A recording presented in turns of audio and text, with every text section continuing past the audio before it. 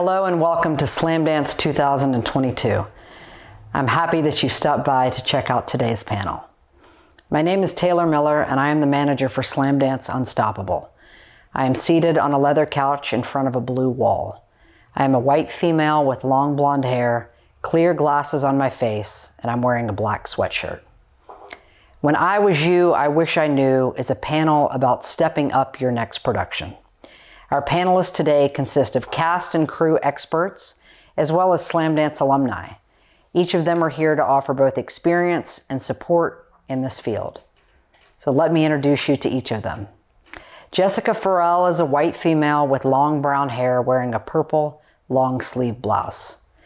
David Benavente is a white male wearing black glasses with a grayish white goatee and black shirt with some furniture behind him. Ryan Broussard is a white male wearing glasses with a short beard and burgundy shirt. And our moderator, Chelsea Krister, is a white female wearing glasses with blue hair to her shoulder and a black shirt with a yellow sweater on top of it. She is seated in front of 3 frames of artwork. Thank you again for joining us, and be sure to check out all the films, panels, and Q&As at theslamdancechannel.com. Hello and welcome to the 2022 Slamdance Film Festival. Thank you for joining us today and checking out this panel that we're having. My name is Chelsea Krister and I am the director of Bleeding Audio, which was in the 2021 festival last year, and I'm thrilled to be today's moderator. So this panel, I think, is going to be an interesting one. It's going to be a little bit like the Band-Aid you just have to rip off really quickly, which is When I Was You, What I Wish I Knew.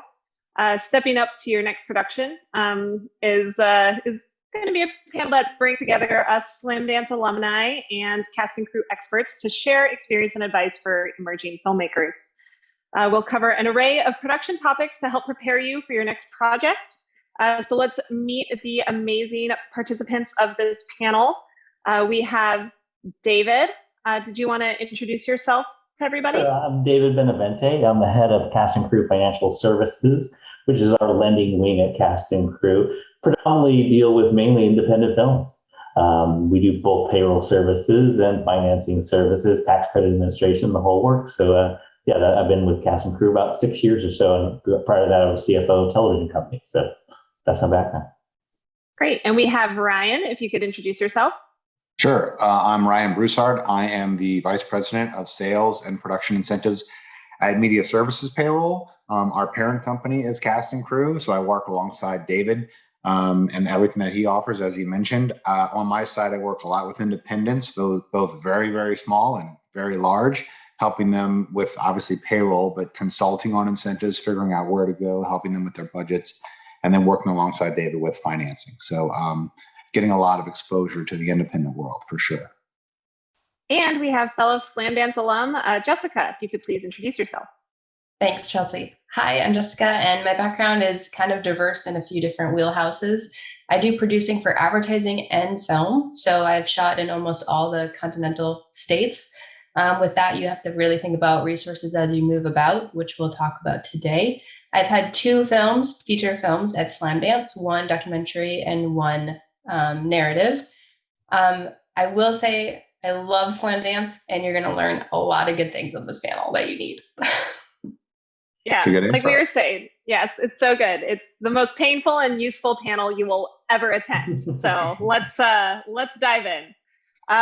So we're going to start at the very beginning, which is before you even begin and building out your team. So let's talk about these bare bones basics, which is who should you have on board when you start budgeting? Jessica, did you want to start? For sure. I've definitely started a few projects like this from the ground up. I would say always think about how you want to collaborate. The first thing before you even jump to a line producer, production assistant, anything smaller in that realm below the line, think about your above the line producer. This person is really going to be your mom. We're going to help you with your budget. We're going to help you pitch. We're going to help you close it out, get distribution. It goes all the way A to Z. So it's a big time commitment. It's a real passion. You really want to talk and collaborate with the right person. So think about it in terms of not just your buddy next door or necessarily your first buddy from film school. Definitely think about if they fit your project and how to approach them. It's worth talking to them. I've had a lot of reach out just through my website of sending scripts and ideas, and some things fit my wheelhouse, some things don't. But if it doesn't fit my wheelhouse, I can pass it along to other producers I know and resources that might fit it. Yeah, and speaking as an alum and a filmmaker myself, I feel like your producer is not only your partner, but also your therapist as a director. And so someone who can support you emotionally, but also technically along the way is an amazing person to have. But also having someone who's more experienced than you are, someone who isn't just out there trying to figure it out, having someone who can actually bring a lot to the table, which brings me to Ryan or David, did you want to add to this building out your team and who you need to have in these early days? Go ahead. Oh, okay. Well, and what I'm seeing day to day with the independents, I mean, definitely, you see a lawyer involved very early on. With regards to what Chelsea was saying, I do believe with the people you surround yourself with, whether it's the above the line producer, UPM, LP, all these people, just accept that you don't know everything and team up with people that know more than you and be okay with that. Surround yourself with people that have been through it before and can lend that expertise to you. With that said, also you want to team up, and I say this biasly, with people like me and David who work at a payroll company, but also know about financing and the ins and outs of that. I know David can talk a lot more what he's looking for early on in a show. And then, of course, when we're back in his days of producing. And to that point, we also have a bond service of that. And I throw that out there because when you get to a certain level and a film needs to be bonded because you have a financing arrangement of some kind, what we're talking about right now is what a bond company will look at. They'll go, well, who's the line producer? Has he ever had problems before? The stuff that you're doing kind of ad hoc, a bond company's doing on a professional level. They're saying, oh, we wouldn't touch that guy. Oh, that guy's perfect. It could be true for the line producer, true for the accountant, true for the director. Who are these people? What is their reputation? Can they actually do this, or are they just blowing smoke? And that's why. So what you're talking about on a lower level, like, oh yeah, who do I know that could help me produce this film? As you get to a certain level, you get people that actually, it's not just I think it's a good idea. It's like, oh no, we need to approve that. Yeah. Yeah, vet your people. I mean, it's a full vetting. Yeah, it's hard for a lot of artists, especially independent artists coming to Sundance, to think of their, art babies as businesses. But we have to think about that right at the start is, the people who you are collaborating with are essentially your employees. Mm-hmm. And you need to interview them as such and figure out who they are. That is something that I sure wish I did. And Ryan will tell you, in our independent world of films, between 5 million and 30 million or something, there is literally a handful of line producers that everybody uses. You'll see the same names over and over and over again because those are the guys that can deliver. Mm-hmm. And keep in mind, like with the audience that's watching this now, David's saying between 5 and 30, those people started at a lower level as well. So like the audience that's watching this, you need to work under those people or meet those people or be acclimated with those people on these shows, and just, surround yourself with them, learn with them, and you will slowly, our big philosophy is with independence is small fish becomes big fish. And whenever I tell somebody that, I always say, take no offense, because that is truly how we have built our company for 45 years, because we're dealing with the smallest of the small that are paying 5 people. And they just slowly grow and grow and grow to the level of like, a studio or something where David can work with them on financing or bonding. So there really is a stepping stone with all of this that kind of trickles down to the question you originally brought up, Chelsea, which is, surround yourself with good people, surround yourself with knowledgeable people, and accept you don't know everything and vet them to death. Maybe not have your best friend next to you, have somebody that sometimes the smaller projects are just as difficult as the bigger. Oh my God, if not even more. Yeah. That's true. Very true. Especially if you don't do all of this ahead of time, which is what we're talking about today. Yep. So speaking of which, of building out your team and having all of this infrastructure, payroll, everything. So let's talk about something that everyone's going to get real excited about. Let's talk about paperwork. Let's talk about what paperwork you should get in place as you get started and build out this team. Because again, we think of this as a passion project that we're putting together, but it is a business, and inherently, even in friendship or, professional situations, having paperwork in place is incredibly critical to the long-term success of your project. So could you guys speak a little bit to that, of what kind of paperwork people should be considering as they're starting their project, as they start budgeting? Jessica, we'll start with you. Cool. I would definitely keep at least a baseline. I know there's a lot of paperwork to think about, but start with your budget. Absolutely. It's your bread and butter and your breakdown of a roadmap. Even when you do grants, your budget tells the truth of what you're strategizing and what you're planning and how you want to pull this off. So start with your budget and really kind of even ballpark it. Start it as a pre-production. What do you need just to pull off pre-production? Who do you need for that? Put those line items in there. And then put it into the next category. What do you really need on production? Is it all that gear? Is it half that gear? And then think about your post-production. So many people don't think about just saving even $5,000 at the end to promote, get a publicist. It's all a part of the journey. So think about just road mapping it even before you have a producer. Say, hey, I've started it. I'd love for you to refine this and really help me build it out. The next thing is definitely thinking about crew deal memos, cast deal memos. It's a big part of that initial negotiation, even to get SAG moving on your project. So really think about how you want to get that involvement. A lot of that does shift as you negotiate. You got to be flexible, but starting it early is to your benefit. Ryan, did you have anything that you wanted to add? Sure. Well, I'll piggyback off of a lot of what Jessica said. I mean, with a budget, me and David are looking at budgets all day. Every day I get new budgets sent to me saying, hey, where should we film? What should we do with this? And sometimes people have real numbers and sometimes they don't. So, in terms of paperwork, that's very true, is you want to make sure you have real numbers, real fringes for your payroll, real cost,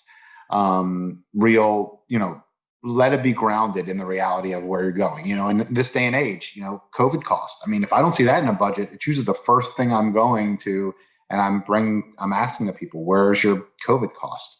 So, budget's a big part. I will say on this, we do offer a budgeting software. It's called Showbiz Budgeting. With regards to paperwork, you don't want to just turn in your budget on an Excel or something like that. There's industry standard versions of budgets. So we do have that software. I recommend people reach out to me. I don't know if my contact will be listed on this. If not, I'll put it when we're chatting during the live presentation of this, but feel free to reach out to me, and I'd love to offer Slamdance people a discount for our budgeting software. So there's the budget, and then with regards to deal memos and stuff like that, everything's going digital with this world as well. And that's something that we're really pushing forward with. We have digital starts and digital packets and digital time cards and all this stuff that people don't even know they have to do. And all of that goes hand in hand with the deal memos and contracts. And, if there's unions involved, all of that paperwork needs to be thought about. And really, as you mentioned, it's a business, it's show business. So I always joke that it's the sexy, we work in the sexiest business in the world, but it's the most boring part of it is the numbers, the paperwork, the paper pushing. But it's the backbone of a movie. It is the spine of a movie. So, be organized and, utilize your paperwork and your digital options correctly. And to Ryan's point on, what format you're going to do a budget on, you got to remember when you're going out and looking for money, if you're talking to anybody that knows what they're going to do, it's your presentation too. It's what? This is an Excel spreadsheet. It just you immediately lost the person probably. So you want to find out what, and there's only a couple. You want to find out what the industry standards are on those kind of things. Whether you're doing a $50,000 film or you're doing a $150 million film, you should be using those standards so that when somebody doesn't immediately off the top of their head go, wait a minute, are these guys real? Are these guys professional? You want to make sure you're using the kind of programs that we're talking about, because they're the best way to do it. And then when we're looking at a project, whether we're financing or something like that, we know how to use those programs in order to draw out the information we need. If somebody sent us an Excel spreadsheet, we're going, well, I'm not going to do all that work to figure this out. It sounds like, well, why can't I just do it that way? And there's a reason why. You want to make it as easy as possible for professionals to do the work that they need to do. And they're entry-level software. So it's like, when you learn them, there's templates built into these softwares. There's things for newbies to learn. There's usually videos online. We have videos for our products and stuff. So do not be intimidated as somebody that is sitting there watching this that has an Excel budget. Do not be afraid. Do not say to yourself, well, I guess I'm screwed. Like, you can move it to this software. You can do, and these aren't like $1,000 softwares. We're talking about a couple $100s or whatever it might be. And like I said, I'm willing to discount some of the things with Slamdance. So, and again, it's a invest in yourself. Same program you're going to use on a $50,000 film or a $150 million film. Right. And so, if you learn it, you'll learn it. And so as you grow and as you go on to the next step, it's going to be the same thing. Yeah, if anyone can figure out Excel, then you can figure out a budgeting software. Right. Excel is the most complicated program in the world, so so you'll be fine. You will be. And to that point, somebody, I think Ryan mentioned it briefly, and I just wanted to reiterate, was bringing in a lawyer early, I think, is also incredibly critical. Just having someone who can just look over these contracts, look over this paperwork. Mm-hmm. It's just, you're going to feel so much more protected as a creative, as a business person, to have that infrastructure in place and have that partner, that legal partner who actually knows this industry. So I think like all of this is just a wealth of, the information that creatives tend to shirk. And I'm really glad that we're addressing it, because as someone who also did all this way too late in the game, it's like, I would have loved this panel 7 years ago. I mean, the bottom line is most people, they either think that, they can do it themselves, which, kudos for trying, but they either figure out either sooner or later that they can't, and you just can't, and it's okay. Like, so you're just going to either need to get a team, and it doesn't have to be a team of 100 people, but a team of some sort, whether you get it retroactively or you get it like day 2, you're going to need to get it. So it's okay to accept that. Know what you know and know what you don't know. Exactly. There's no shame in asking for help, because fixing the mess that comes later is definitely worse. I think that the metaphor I used was, if you don't get all of this infrastructure in place in pre-production or even development, then it's literally like taking a skeleton and inserting it into a fully formed muscular body. It's going to just be so painful, and that infrastructure is just so necessary to have a good, healthy project. So. Okay, so now we've talked about team, we've talked about contracts. So now let's talk about having a finance plan and actually building your budget. So, what are these, and why do you really need them, especially this early? Well, again, the first thing, as Jessica was saying, having a budget, which is basically your roadmap, your financial roadmap to getting this project done. And so, that's the whole, the budget's the whole. And then the finance plan is made up of different elements that bring up, and I'll just throw in a number. Let's say you had a $5 million film, how do you get to that $5 million? And there's obviously many, many sources, but some of the key ones are somebody has $1 million they want to invest in film. That would be considered equity that they're going to invest in the film. There's certain grants. Let's say you're making a documentary that involves, the Holocaust. There's various organizations that would give grants for something like that. The big one that most people over years is basically a film loan, a senior film loan from a city national bank or any of the film financiers that do it. And then the other most common one, which is going to be a big part of our conversation, is if there's tax credits and tax incentives in almost how many states do you think are in the U.S.? Probably about 30. Yeah, we're a little over 30. And all of Canada, and all of the UK, and so but all those programs are different. But again, call it that incentive category is one element of maybe 5 common ones. The most common being, again, equity, grants, senior lending, and then, of course, tax credits or incentives of some kind. And then in the incentive world, there's 15 other kind of incentives that you might be able to do. Oh, so.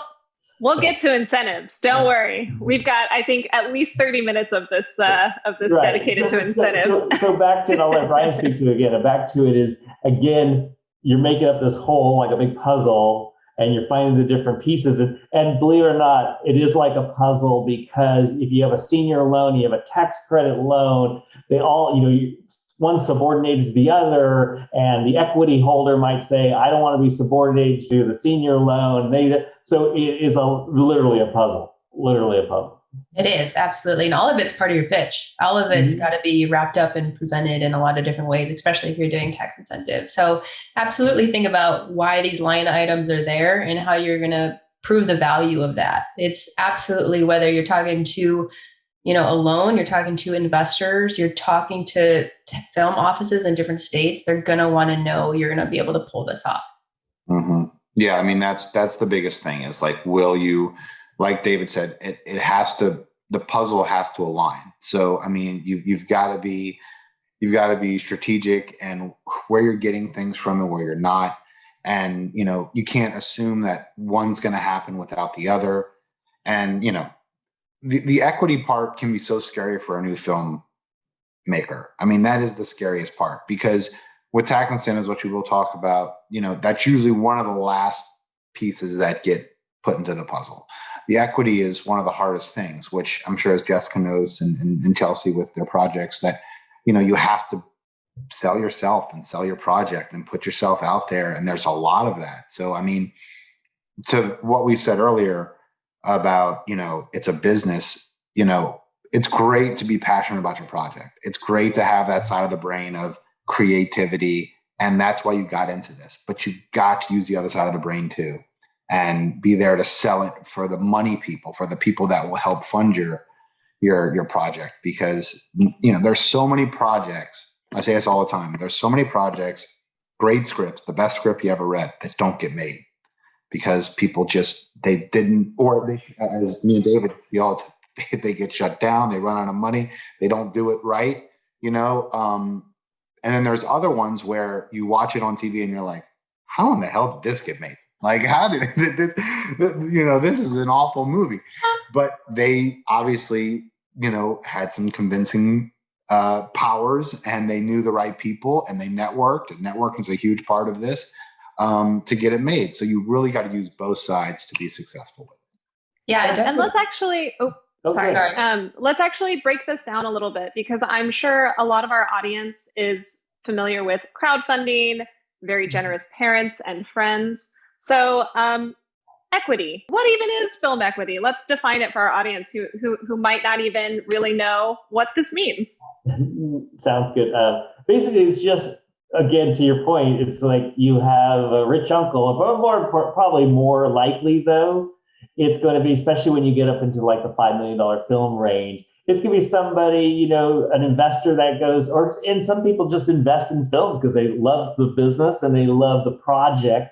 And so they go, yeah, this thing will do great. So equity is basically just money that's not attached to a collateral per se, but really just an investment into the film. Whereas all the other lending and borrowing is attached to collateral almost 90% of the time. So you have to have something to hang that onto. But the equity is basically just that, somebody that's investing in the film because they think it's a great idea. They think that it has a great potential for sales. For example, they know who the director is. They say, hey, this guy's a great director and he doesn't want to finance this thing. I'm gonna put up $3 million and he'll do the rest in tax credits and loans and stuff. So Ryan, would that be pretty much your description of equity? Yeah, I mean, and then what you mentioned earlier, like the grants of a specific nature or like an educational thing, an industrial thing, if you're getting like to that lower of a thing, equity can come from a variety. I know we don't all have the rich uncles. We wish we did. So it becomes a little difficult to get it sometimes, but sometimes people are searching for that equity for 3 years. And sometimes they're searching for it for 3 weeks. It's just, I understand whether you're crowdfunding or or just reaching out to 30 people, to get, that would all be equity. Saying, hey, how about 25,000, 25,000, 25,000, and you're just reaching out to a handful of people. That's all the same. And it's basically, again, people are investing in the project and the person more than they are, actually attaching to a piece of collateral. Yeah. Jessica, did you want to add anything about equity? That was perfect. That was exactly what I would say. Excellent. Did we want to address any other forms of building your finance plan, like pre-sales? So just back to, so things that you can, the second you have some collateral, and I'll use the different pieces of collateral, it would include a tax credit. If your plan has that's a piece of collateral that you can borrow money against. Also, if you have a distributor says, these markets in the Eastern European market, I'll give you a minimum guarantee of $100,000. You can borrow against that. Once that contract is in place, you can borrow against it. So in the lending world, it's wherever you can find, as far as reasonable lending, when you don't have a lot of collateral, you might, there's things called bridge loans, which are done while the whole finance plan is being closed out. And those things are astronomically expensive, and a small film wouldn't do that, but very large films do. There's that. The lending business is an interesting business. Again, the better the collateral, the cheaper the loan. Tax credits are considered very strong collateral, so the loans are super, super low on those. MGs are a little bit higher, and then just kind of based on who the director and stuff like that starts when you get up into the higher range of interest rates, when they don't really have that strong of collateral. They just really have a picture to attach it to. And for the audience, David, just, so MGs, you want to? Oh, I think I said minimum guarantees. Again, basically what it is you have a distributor, and you have this martial arts film, and he goes, martial arts films do fantastic in Eastern European countries. I'll give you a minimum, in order to distribute the film, I'll give you a minimum guarantee of $100,000, because he knows he can do $200,000. Right. But he'll give you a minimum guarantee, so you can go borrow against that. Mm-hmm. That's why he gives you the minimum guarantee. Mm-hmm. And don't be intimidated by MGs and approaching distributors like that for pre-sales. It's tremendously valuable nowadays. And it's really the best way to keep building and keeping another level of relationships in there that gives you further leverage for other avenues. So if you think about it, both of my features that went to Slamdance within that 6 months following, both got distributors. Keeping those relationships, rolling that into the next stuff, all worth it. It's how you can approach it. I love that. So this transitions very nicely into our biggest topic of discussion today. Before we do it, one other thing I want to add about is grants. And grants can be, you just never know. And we've had major films that have recently gotten grants from certain organizations and things like that. Son of Saul, which won Best Foreign Picture, which is a Holocaust film, got a large grant from a thing called Claims Conference, which is basically a Holocaust survivors advocacy group.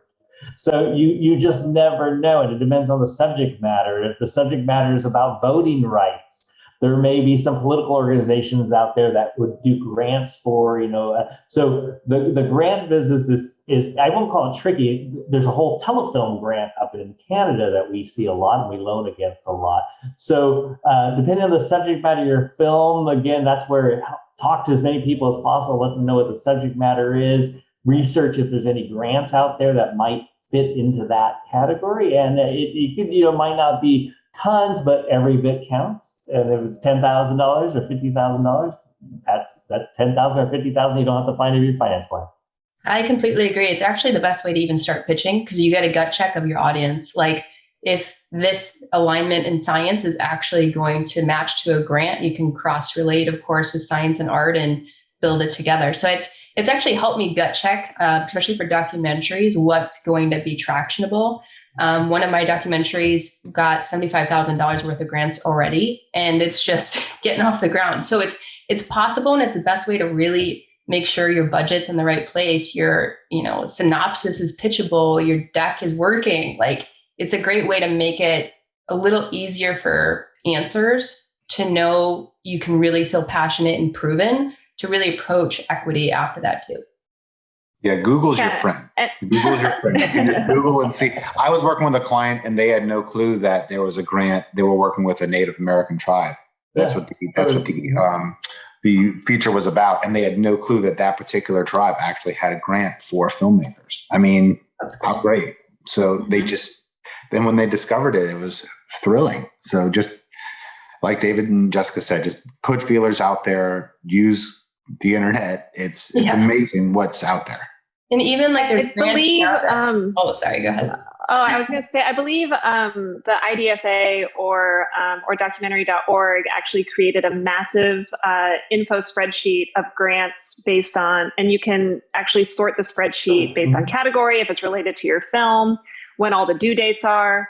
And to Jessica's point earlier, as someone who has written a lot of grant paperwork, it really forces you to understand your audience, forces you to write about your project exhaustively, you know, whenever you don't get a grant, or if you do get a grant, you start to learn what's working, what's not working. And it really forces you to learn about your own project in a way that you might not otherwise reflect on, because you think, oh, this is the greatest idea in the world. Why isn't anybody agreeing with me? And then you realize, oh, this is how it needs to be communicated in order for people to understand where it belongs and where it can be placed and where people will actually invest in it, which is where I think granting can be very illuminating personally, but also, you know, it teaches you how to engage with the people who have the money.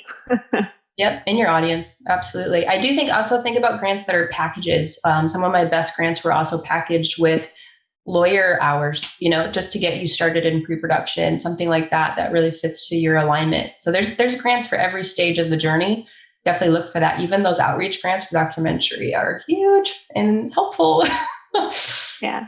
Also, I believe UCLA, their their entertainment department, or their law school has a poor documentary filmmaker fund where they basically allow like their students to review paperwork for free. So really look into that. Is it titled that? That's great. It's not, but that's basically how I've always referred to it. So I was like, oh, are you a broke documentary filmmaker? Hit up UCLA, and their legal students will look over your paperwork for you. So, so are we ready to move into tax incentives? Because I know that we've got a laundry list of incentives, which is very exciting if you're looking for ways to save a few dollars on your production, but also work in any of the great states here in the U.S. So, let's see, who wants to kick it off? David, do you want to get started on telling us where the incentives are? So I'll let Ryan actually knows the details a lot more than, but I will just say again, you know, all the tax incentives here in the U.S. as well as in Canada are all part of the legislature. So every state here in the U.S., every province up in Canada, they all have their unique set of rules. And that's why you kind of want to reach out a lot of times to a Ryan or my team to kind of like say, hey, we're thinking of doing this film. How's that program in, an example I used recently was in Tennessee. It was supposed to be, the lead was in Nashville. She did not want to leave. She did not want to travel because it was the middle of the pandemic. But we advised them to look at a better program at the time, which was in Kentucky, which is an hour away from Nashville. And it would be easy enough to have a car service take the lead to the set. But so I'll let Ryan get some of the details of these programs. But my point is the programs are always changing. They always have unique rules. You always might say, oh, I think this would be perfect because this looks exactly like Nashville, but the program doesn't really work. And what you really need is just a rural place, which can be in Kentucky. So, it's a matter of really kind of contemplating if you really have a good solid budget and you're trying to finish that finance plan, it's a matter sometimes of saying, you know what, I know it's not the exact look I want, but I'll forego that for a much better incentive that finishes my finance plan. Because again, it's better to get the film made than not made, even though it doesn't look exactly like one. So that's what we do all day long is we get calls from people and say, hey, we're thinking about going here. We're thinking about going there. What do you think of the program? And like I said, I do a lot of both tax credit work and lending in Canada, which is a whole animal amongst itself. But Ryan is our expert in the US. So I'll let Ryan talk about what are some of the good, the Canadian programs are great because it's a fairly large credit on labor. And that's why you have so many studios going up there. But here in the US, there's both labor credits as well as total spend credits. And I'll let Ryan kind of go through some of the hot locales, if you will. Locales. Yeah, I mean, to David's point, I get so many calls and reaches out, people reaching out every day with their budget saying, where can I go with this? I mean, all morning, actually this morning, this guy was like, I'm between 6 places. Where should I go? And I'm like, first of all, it's too many, but I helped them do it. We can eliminate it one by one. I usually tell people, try to get it down between 3, if you're really indecisive. It's really hard when somebody says, I can go anywhere USA. You would think that'd be easy. It's actually harder because, as David mentioned, each one of these things are a beautiful snowflake, and they're all very different, and they're all very unique, and they all have their own minimum requirements and their own rewards and all that stuff. So you really have to know about the film and their budget and all that good stuff in order to know where to place them. For example, Louisiana is an amazing place for incentives, and a lot of independents go there. But if your independent is really top heavy, so like if you're paying you're doing an independent and your talent is much more than half of your budget, you'd be leaving some money on the table if you went to Louisiana because they top out their above the line at 40%. They'll reward you at 40%, which makes total sense. But some states will say, no, you can give your above the line as much as you want. So they would probably want to go to a different state if they're really top heavy. If they have a very large talent, a very big director, and the rest of their budget is relatively small compared to that. And that happens in a lot of places. A lot of states will have compensation caps where they say, okay, we will give you 25% on, labor or whatever that incurs in the state, but we'll cap it at 500,000 or we'll cap it at $1 million.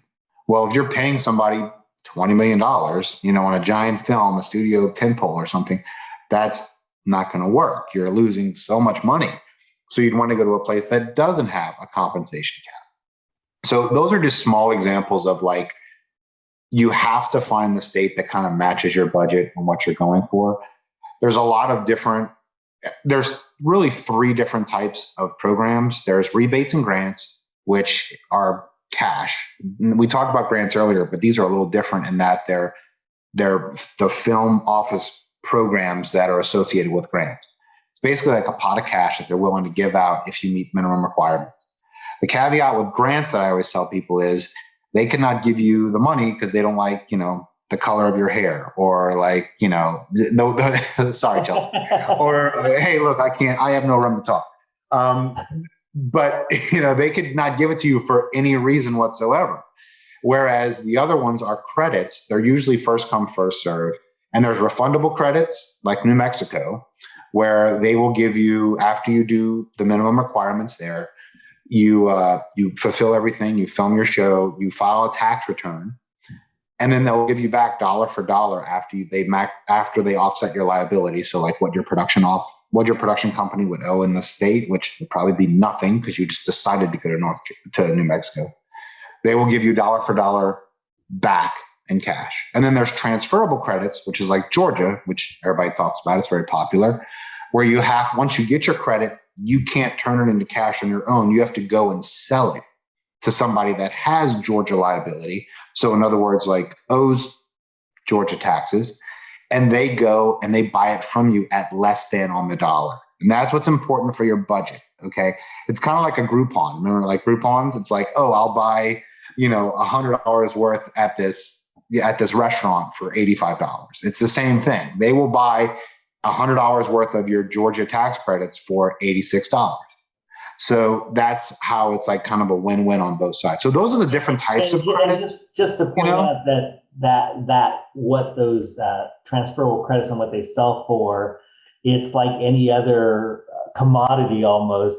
In Georgia, if you got 6 Marvel films going down there, And that means there's a lot of credits out there. The prices drop a little bit, never more than 2 or 3 cents, but 2 or 3 cents makes a big difference, especially when you're financing that tax credit, and depending on how large it is. So, if there's a glut in the market in a given state, that can adversely affect the price of your transferable credits. So we don't see a lot. We've seen some states that have dropped precipitously. We've seen some states that California, because we have a lot of wealthy individuals in California that can use tax credits, they go for 95, 98 cents on the dollar. Somebody will pay that just to get the 2-cent savings, because obviously there's a large tax liability. It's only in California, of course, that you see that transferable credit going for those kind of prices. But it's a supply and demand for sure. And I mean, you see 82, 85. Right. Yeah, you see it move and slide in a lot of states. And the reason I bring it up, and we're not going to talk about like what they're going for now or anything, but it's just very important. Like this guy I was talking to just this morning about Georgia, he had his budget set up for a 30% return, which is what overall Georgia gives you. But it's not a true 30%. I had to explain that to him. You're not getting $30 for your $100 in Georgia because you have to sell it. So there's going to be a discount. So these are going back to the budget. Like your budget has to have real numbers and it's got to be understandable. And if you're going for a tax incentive state, it's very important to do your homework, be very educated on these things, because a lot of times they don't even know that they're there. And especially for like this audience, a lot of people think that they're not available to them because they're on the smaller end. And there's a lot of states that will offer smaller independents those programs. Jessica, were you able to use any credits or any a program on your 2 shows?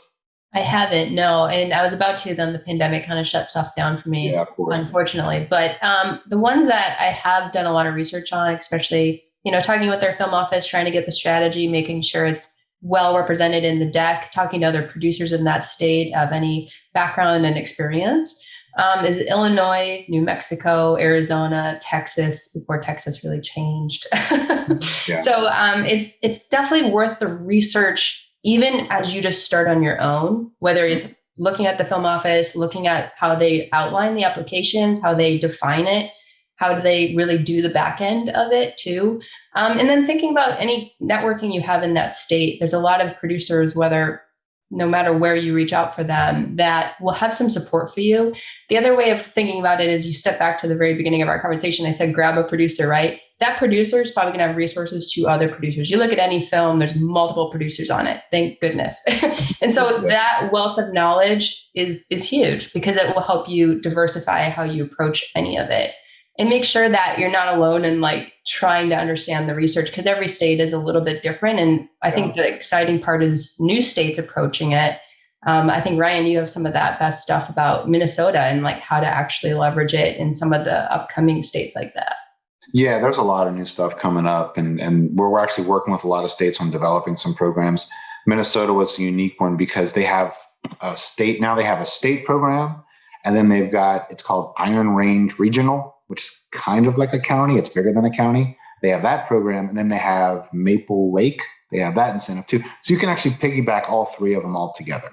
And there's a few states that'll do that. Like now, Syracuse, New York, they have their own. And you can piggyback on that on top of the states. And Louisiana has Jefferson Parish. You can do that on top of a bunch of those things. There's a lot of states that have local incentives.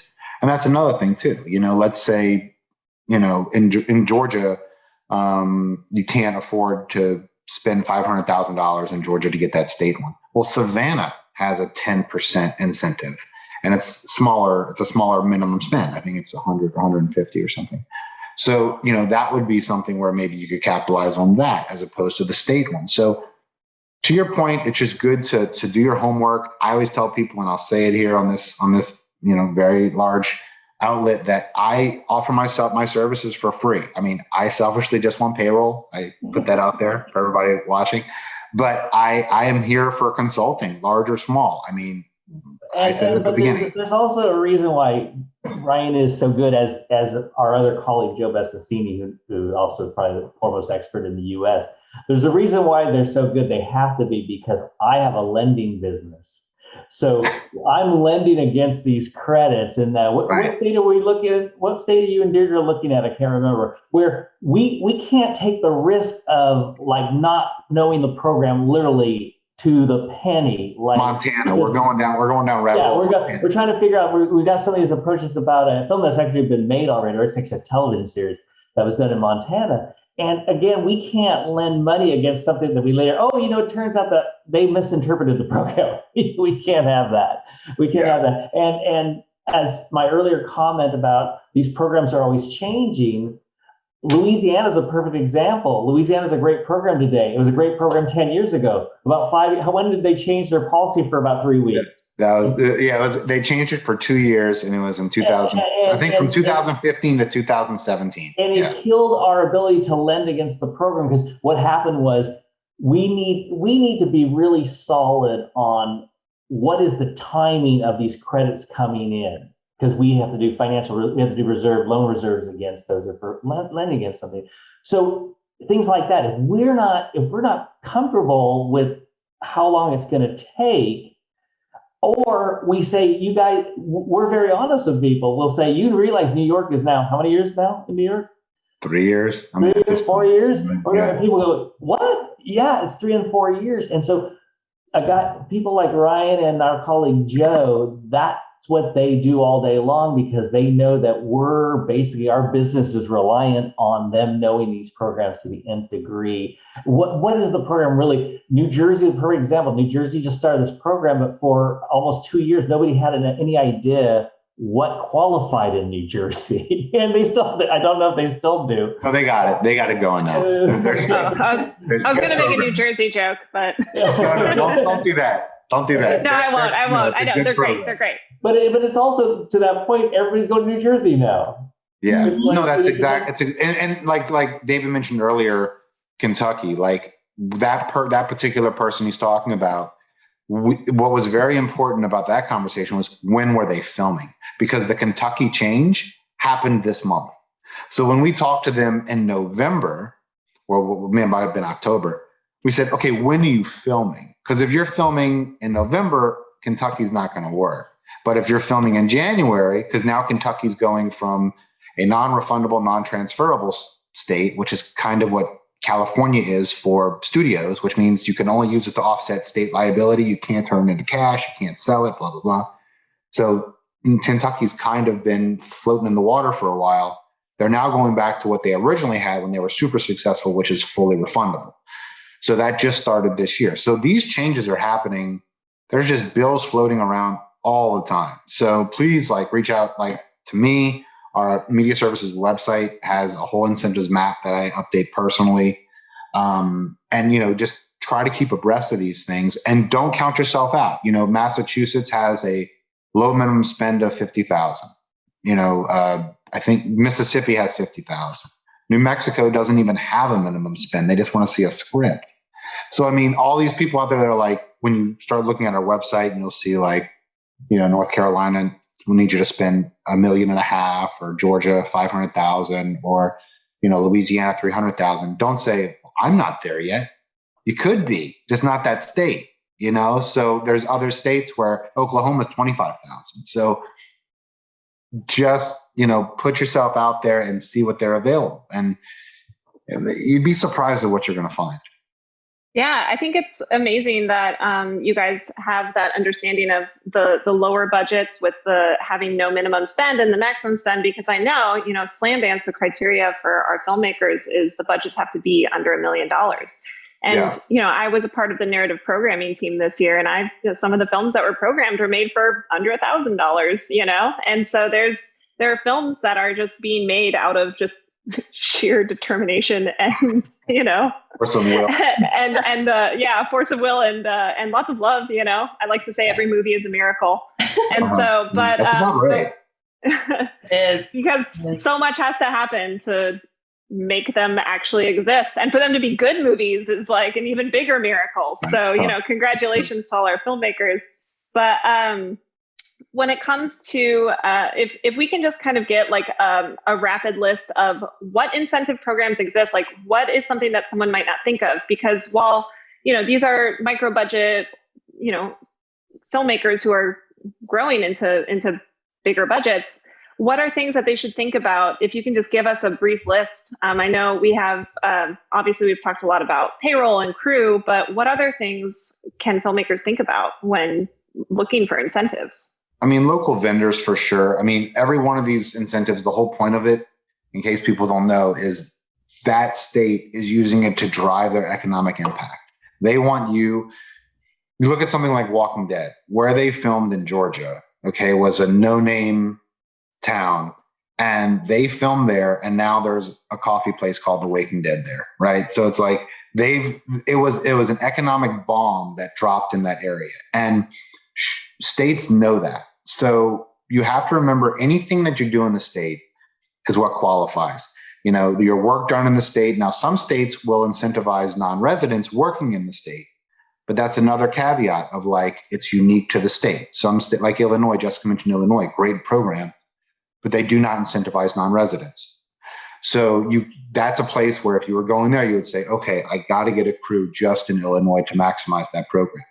Whereas like in Georgia, they will incentivize non-residents. And in Louisiana, they will incentivize non-residents. So you can bring people from out of state as long as they're working there. And then for vendors, once again, like if you have a camera package that you're used to getting in California, look for your camera package first in the state you're filming in, because that's how you're going to get it to qualify to get like 25% back, 30% back, or whatever it might be. So really think about like utilizing the local stuff. Just don't think that like, oh, I set foot here, so everything I bought for my movie, my prep, my wrap, my post is going to qualify. It doesn't work that way. A lot of times prep and post aren't in the qualified spend because people are doing those in, you know, whether they're doing it in Canada or in California or another state. So you really have to flag your budget and know what you're doing in the state and what you're not doing in the state. And to Ryan's point of the whole concept of tax credit is to incentivize people to bring their business there. So that's why you see a lot of uplift, what we call uplift, which would be a bonus credit on communities that may not, like some of the ones in Louisiana. Ryan, what are some of the outside the Orleans area? You get like a 5% bump. Yeah, because again, New Orleans is getting all the work, but they really want to push stuff also to the smaller communities too. Yeah, and like New York does that with upstate, downstate New York. Illinois actually has a thing where it's like economically distressed areas. If you film in there, you'll actually get a bump. So there are, to David's point, really some unique things of that. And especially now, we're starting to see a much needed wave of incentivizing diversity. So Illinois was one of the first to say, you know, diversity is a requirement to get this incentive. New Jersey, we talked about that. Great program. They give you like a 2% bump if you have a diverse crew and cast. I mean, that's really cool. And they're including, you know, women, all ethnicities and everything in that. And I mean, it's really, really cool what they're trying to do. And we're going to see that trend really blow up. Oregon just implemented that this year. California, that's now a requirement for their incentive. The Syracuse thing, they have a diversity bonus now too on their new program. So you are going to see, if that's if I could talk about trends, that's really what you're going to see grow is either diversity being a mandate or being something that is additionally incentivized. And to think about that behind the camera though too. Like it's both ways. Absolutely. Oh, absolutely. Yeah. If it's a woman cinematographer or something, it all goes full circle. And especially for documentaries, when you're really just thinking about moving your crew around the country if necessary, it's designable with that too. And sometimes even if it's not technically a requirement that in order to get the credit, you have to have a diverse crew or whatever it might be. If they ask for a diversity study, and you happen to have I had a large court show that was done in Illinois, and we had an extremely diverse staff, extremely diverse crew, and we were their shining star. So they pushed our credits through like unbelievably quick because they love to tell everybody, oh, look at this credit we gave, look how diverse this show is. So it's even for that, it really pays off. It really pays off. Even if it's not an uplift or anything like that, it's just like they're going to do what they can to kind of make sure the program worked well for you. Yeah. It's great. It's not only the absolute right thing to do, just, ethically, but also you get some money back. Win-win. Hey, Win-win. Yeah, Jessica, definitely. did you have anything you wanted to add about the incentives or credits? I saw you kind of unmuted there for a second. So I feel like there's something good. I live actually by like an air base, and it's like so loud sometimes. Forgot to mention that. But I would just want to make sure, like, I know it can be overwhelming to think tax incentive, film office, oh my God, permits, I don't want to get in trouble. It's very approachable. I promise. It's not make or break. It's not going to kill you. It's actually going to really support you. And even all the way up to the pitch process. If you're talking to, an equity investor, especially somebody who has invested in films before, they will ask you this question upfront immediately if you are taking advantage of tax incentives. It is part of the pitch. Put it in there. And if it's not, one of your producers, grab the other producer that has the background in that, especially if it's in the state, whether it's your line producers in that state, your UPMs from that state.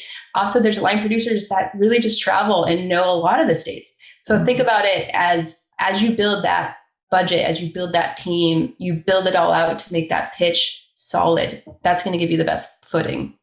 And I don't know if Ryan will agree with me on this, but I don't think we see a single independent film that doesn't go into some incentivized jurisdiction of some kind. I don't think I've ever seen one in the last 5 years or so. It's super rare. It really is rare. The ones that don't go for it, either A, don't know about it, or B, they're like, well, I got to film it in my backyard just because. So, they're like, it's just happening. But I mean, it's very rare. The only reason why people might shoot a bigger independent film in California is because of the talent. But even the talent seems to go along with it. They might not be able to go to Georgia for political reasons, but they go to New Mexico. We did Those Who Wish Me Dead with Angelina Jolie, and she had some issues with Georgia, but no issues with New Mexico. And so they shot it there. Bombshell was obviously with the big talent on that, but they got the California incentive. They got in the lottery, which is we spent a whole nother hour on that. But California actually has a nice program. It's just more of a lottery in order to get into, which is about as easy as getting into the actual winning the actual lottery. Yeah. Yeah, there's just a lot of good programs. It's really, Chelsea, your point, like what people can look for. It's just,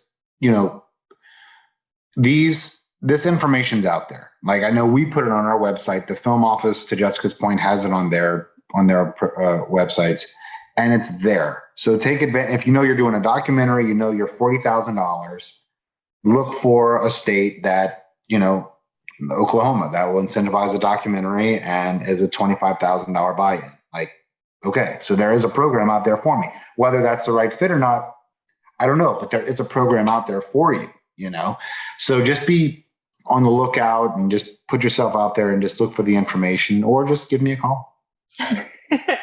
Awesome. So we're just going to put the number right down here. Yeah, we should. I'll be in the chat. I'll put my contact information. I assure you I will. But so we're going to start wrapping up this panel. You guys have presented just a wealth of information that I know some of us, up and coming indie filmmakers who are watching, I'm sure might just be a little bit mind boggled, but are also knowing that there are opportunities out there that can support them, and that, like, this is the real deal, you guys. Like, you are leveling up after having been at Slamdance. So this is exactly what you need to start thinking about. And so I guess, to wrap it up and get everyone to give one final thought, the theme of this panel is when I was you, what I wish I knew. And so I thought it would be fun to just go around the circle and just maybe share one big oh shit mistake that you made early on in your career that you would love to rectify now, that you might want to share with our audience today. And that's how we'll exit and then, wrap up with who wants to open up their inbox. Let's start with Ryan. So are we renaming the panel the oh shit? I just want to be clear. So, I mean, I guess really the big thing that I would say, and this happened to me with a few people of my clients or whatever that just didn't know, is they reached out to me too late about the incentive. And they were like, well, we're still filming. We can do this. Please help us do this. And I couldn't, because like the rules said you had to apply before principal in that particular state. Or, there's always some caveat where it's like, oh, well, you didn't do this in the very beginning. Now, some states are open to retroactive stuff. They are, like Louisiana, but some are not. So even if you think you might qualify for something, and this is just recently happened like a year or so ago, where somebody thought they'll never hit 300,000 as a minimum spend, but they did, with their posts and everything. I mean, just over it, but they didn't apply. So like, even if you think you might come close, I recommend going for it and just assuming you're going to get it, because, just wishful thinking and putting that out there, because going retroactively where knowing that you lost that money is really a shot to the gut. Yeah. Like we said, make that plan before you even get started, which was kind of harkens back to the begining of our panel. All right, David, what was your, since I'm not a filmmaker, I was basically a finance head, so, I don't really have it. But the one thing I will say is, which is true for any world, is don't hesitate to ask. If you have a good network of friends and things like that, people like to get on the phone. You can see Ryan and I can talk all day, and we do all that, and we do all day long. Don't hesitate, because people have a wealth of information. They're happy to share it with you, and over a coffee or a drink. And so don't, if you don't know what something means, don't hesitate to say, oh, by the way, don't be embarrassed. Just say, hey, can you explain that to me? How does that work again? That's a good one. Don't be embarrassed. And Ryan will tell you, I have a lot smarter people than me that work for me. And I joke all the time, I'm just the pretty face, but the answers they have, I go, oh, Ryan will know that, or Deirdre will know that, or Joe will know that. So that's the important thing. And then to that point, have a phenomenal team, which we started the conversation with, that know a lot more than you. Don't worry. Don't be scared of that. Big time. Jessica, your turn. I'm going to piggyback off some of that for sure and add a third to it. But absolutely, I think there's a quote that's like, if you ask a question, you're a fool for a moment, but if you don't ask, you're a fool for a lifetime. Ask. If you ask, you're going to learn, you're going to take the next step, you're going to get an answer. And a lot of people will give you a clear answer to move you forward. Even if it's a no, it's still going to move you forward onto the next path that's right for you. So I definitely think if you don't ask, you're not going to get there. And I think start early asking. I don't know why people sometimes oh my gosh, I have done it actually in college, in film school. It's you make a project and you're in sound mixing, and then you're oh, I want to ask if I can partner on this, and how do I get them to answer this question? It's you should have asked that 6 months ago. So ask early, ask really early, and just try to pregame it as best as possible, because that pregame gives you the whole rest of the journey.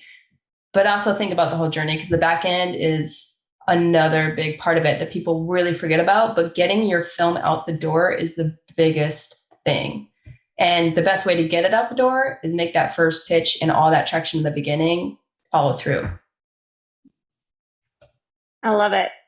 Thank you all so much for sharing such great information and great advice. And so is anybody open to being contacted for more questions and more information? And I don't know if you wanted to share your emails, and then, obviously we'll be in the chat live once this airs. I can disclose my email. That's fine. So it's RyanB. So it's as a Broussard at mediaservices.com. And I'm hopefully going to put it in the chat wherever it is. I'll put it down there as well. And I'm at david.benavente at castandcrew, all spelled out.com. My easiest is just my website, jessicafarrell.tv. It's a great little submission form. You can send me scripts, all that. It's really the best way, because my email is very long, being an independent. Awesome. Well, thank you all again for participating. Thank everybody for watching, and congratulations to our 2022 class of filmmakers. And I hope you enjoyed this panel. Great. Congrats. Thanks for having me.